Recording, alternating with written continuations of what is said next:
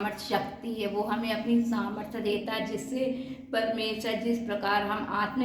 हम संसारी रीति में दुर्बल तो रहते, लेकिन जब परमेश्वर अपनी सामर्थ्य देता तो हम अद्भुत रीति से कार्य करते। जिस प्रकार हम बीमार भी रहते तो हम बीमारी में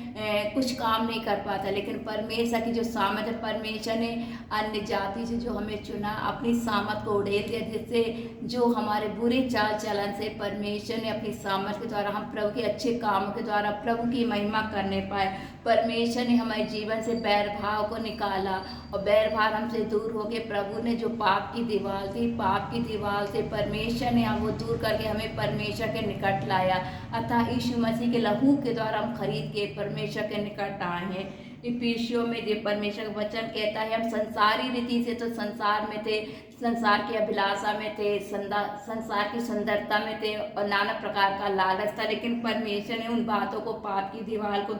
संसार से दूर करके हमें आत्मिक रीति से परमेश्वर के सुसमाचार के लिए परमेश्वर ने हमें अलग किया, ताकि हम परमेश्वर के वचन को लोगों तक फैला सके। आत्मिक रीति से हम परमेश्वर में बढ़ते जाएं और परमेश्वर के वचन को अधिकतर हम एक दूसरे को सिखाएं, समझाएं। फिर परमेश्वर के वचन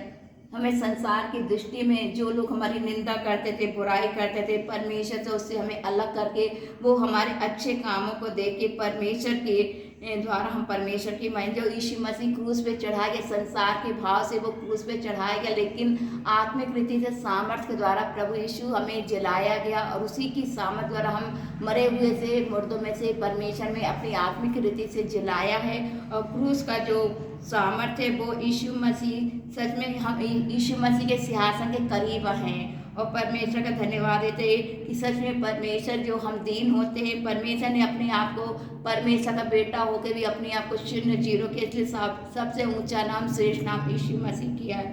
का है। और सच में परमेश्वर ने उसकी मृत्यु सहा, उससे परमेश्वर ने हर एक को नया अनंत जीवन दिया।